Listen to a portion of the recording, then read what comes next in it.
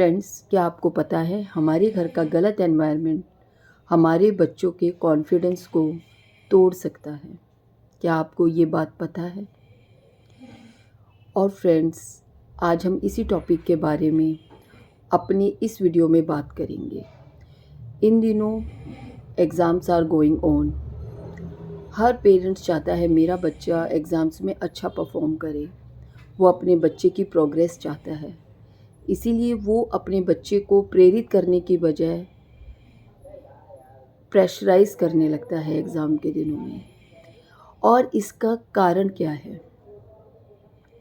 मुझे इसके बहुत सारे कारण लगते हैं, लेकिन जो एक मैंने बहुत ज़्यादा ऑब्ज़र्व किया कारण, जैसे मैं आपको एक सिनेरियो बताती हूँ। एक बार मैं अपने बच्चों के व्हाट्सएप ग्रुप में कॉन्वर्सेशंस चैट देख रही थी। वहाँ एक पेरेंट ने पूछा कि बच्चों का कल क्या टेस्ट है और वो उसमें क्या क्या आना है।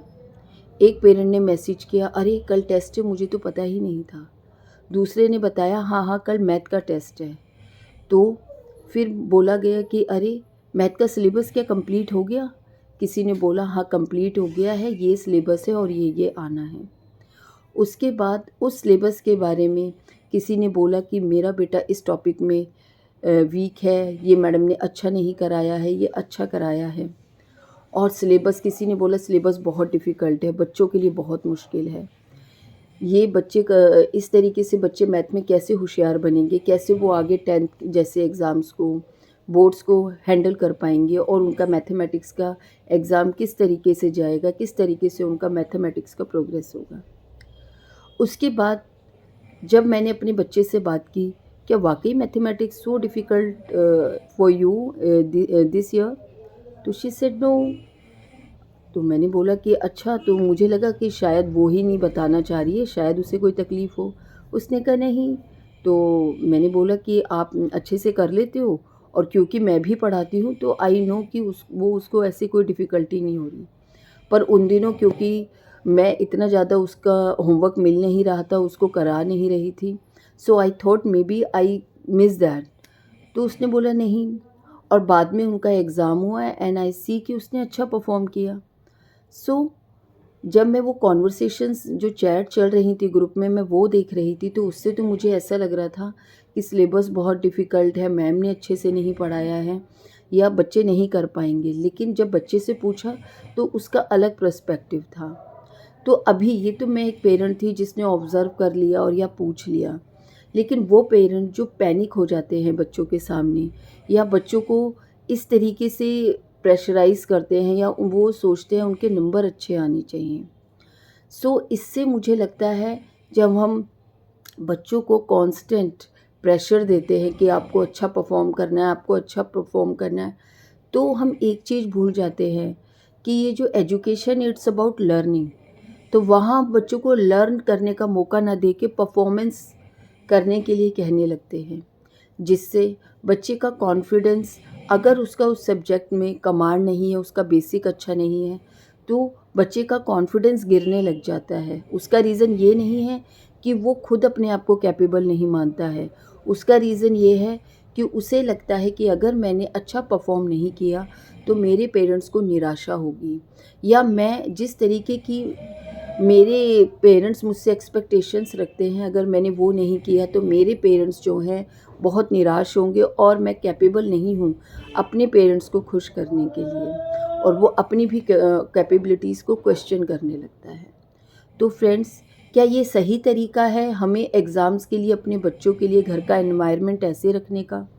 या हमारे घर का एनवायरनमेंट ऐसा होना चाहिए जहाँ हम लर्निंग को प्रोत्साहित करें, एनकरेज करें कि ये टॉपिक्स हैं, अब देखते हैं हमें इनको कैसे करना है, या हाउ मच आपने कितना नॉलेज है आपको इस टॉपिक का और कितना नहीं है।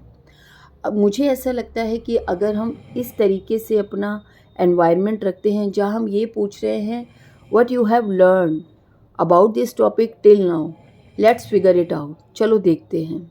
सो आई थिंक वहाँ पे प्रेशर कम हो जाता है। वहाँ पे ये नहीं होता how intelligent you are, it's about how much you have learn till now. तो उससे बच्चे का जो प्रेशर होता है वो कम हो जाता है, उसका फोकस परफॉर्मेंस से ज़्यादा लर्निंग पर आ जाता है।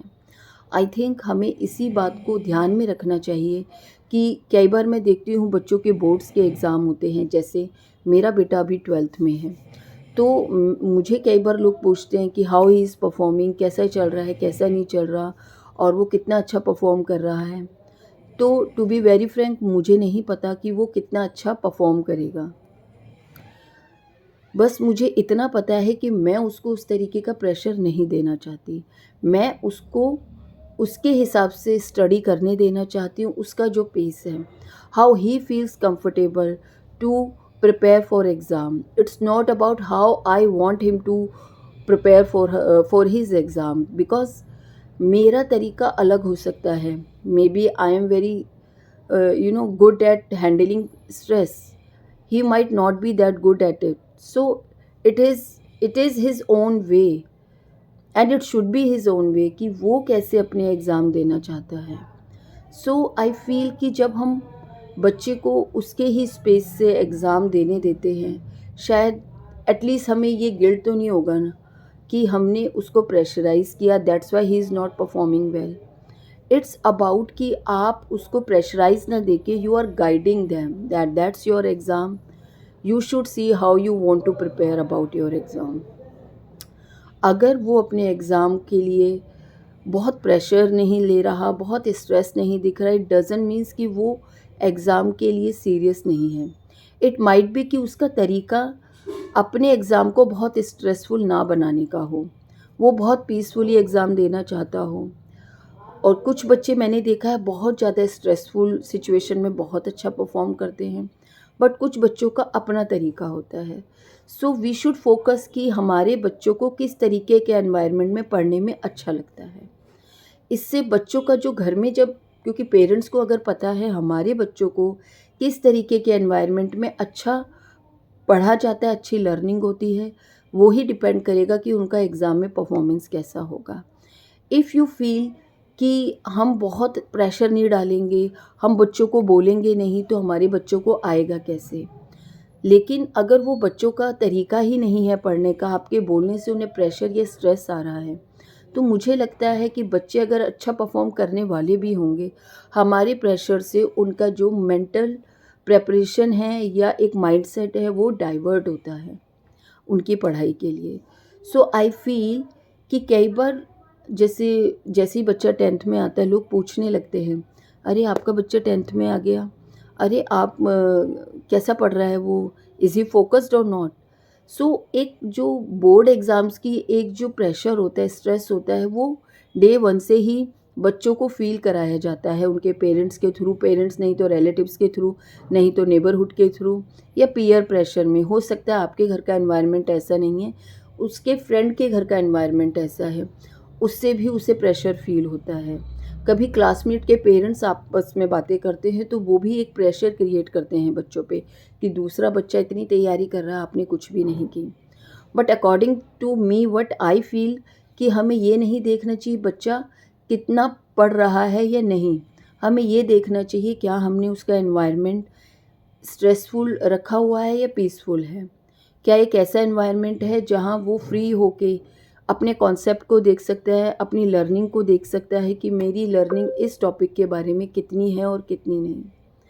I think being a parent हमें ज़्यादा रिस्पॉन्सिबल होना चाहिए अपने बच्चों के लिए कि उनका एनवायरनमेंट कैसा हो।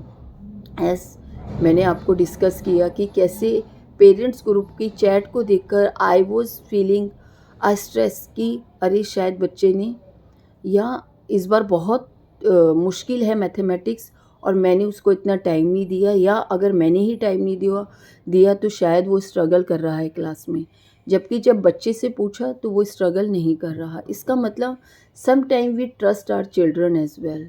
हमें अपने बच्चों की भी लर्निंग स्टाइल को समझना चाहिए कि उनका लर्निंग स्टाइल क्या है, और we have to be confident about our kids ability, and we should feel कि दे आर ऑल्सो रिस्पॉन्सिबल। उन्हें भी पता है कि वो अब अपने एग्ज़ाम्स के लिए रिस्पॉन्सिबल हैं, आपकी तरफ से कोई प्रेशर नहीं है, कोई स्ट्रेस नहीं है। कीप इट ऑन देम कि आप आपका एग्ज़ाम है, आपकी रिस्पॉन्सिबिलिटी होना चाहिए। It should not be like कि पेरेंट्स की रिस्पॉन्सिबिलिटी है, वो ज़बरदस्ती बच्चों को पढ़ा रहे हैं। कभी कभी हमें बच्चों को, मान लीजिए हम स्ट्रेसफुल माहौल नहीं रख रहे, सिचुएशन को मुश्किल नहीं बनाते और उनका एग्ज़ाम अच्छा भी नहीं जाता, let them face the failure, let them face the negative side of their behaviour. क्या कंसिक्वेंसेस हैं, उन्हें पता भी होना चाहिए कि अगर हम अच्छा परफॉर्म नहीं करते हैं तो क्या फेलियर होते हैं, उसके क्या परिणाम होते हैं, फेलियर के बाद हमें किस तरीके से फ़ील होता है, हमें अपने पेरेंट्स से क्या फ़ील होता है, टीचर हमें कैसे फ़ील कराती हैं। Let them face that also. कभी कभी कंसिक्वेंसेस ज़्यादा अच्छा समझाते हैं, बजाय हम उन्हें प्रेशराइज़ करें। हम प्रेशराइज़ भी इसलिए करते हैं because we love them so much, कि वो उनका गलत रिज़ल्ट नहीं आए। लेकिन ऐसे बच्चे सिचुएशन को ना समझकर वो ये सोचते हैं हमारे पेरेंट्स कितना स्ट्रेस देते हैं हमें, कितना वो हमें प्रेशराइज़ करते हैं एग्ज़ाम के लिए। सो आई फ़ील कि बच्चों को उनकी रिस्पॉन्सिबिलिटी उन पे डालनी चाहिए, हमें गाइडेंस देनी चाहिए। अगर हम खुद पढ़ाते हैं तो सिर्फ हमें फ़ोकस करना चाहिए कि हम उनको पढ़ाएँ और उनकी लर्निंग देखें, उनकी उस कॉन्सेप्ट के बारे में कितनी लर्निंग है और उसको रिवाइज़ कराएँ और उन्हें एग्ज़ाम देने दें। और अगर बड़े बच्चे हैं तो हमें उनको छोटे में भी कंसिक्वेंसेस देने चाहिए। जैसे अगर बच्चों का एग्ज़ाम है, उन्होंने अच्छा नहीं पढ़ा और आके कहते हैं देखो हमारे 10 में से 7 आए हैं, तो आपको कहना चाहिए कि बेटा आपने इतना ही पढ़ाई किया था, आपने बहुत अच्छी प्रैक्टिस भी नहीं की थी, that's why you got this much of marks. लेकिन अगर बच्चों ने बहुत अच्छे से एफ़र्ट डाले थे, बहुत अच्छी पढ़ाई की, तो उन्हें रिज़ल्ट खुद ही दिख जाएगा। सो रादर देन सेइंग कि तुम तो हो ही नालायक, तुम्हारे देखो 7 आए हैं और बच्चों के कितने आए हैं, वी शुड सी कि उनका क्या रिज़ल्ट है और उन्होंने कितना प्रिपेयर किया था, क्या उनका प्रैक्टिस थी। इस बेस पे हमें बच्चों से बात करनी चाहिए। हमें बच्चों को रिस्पॉन्सिबल बनाना चाहिए कि ये आपका रिज़ल्ट है। I want to see how much responsible you are, I just want to see your efforts. आप अपने अच्छे एफर्ट्स डालें अपने एग्ज़ाम में, रिज़ल्ट कुछ भी हो, but it should not be like कि आपने लापरवाही की। I think that should be the thought process of each parent. इससे बच्चों पे प्रेशर ना होके उनको रिस्पॉन्सिबिलिटी फ़ील होती है and they become a responsible child. अगर आपको मेरा इस टॉपिक पे एक्सप्लेनेशन अच्छा लगा, कुछ क्लैरिटी मिली हो, so please share my video, like my video and subscribe my YouTube channel. Thank you so much.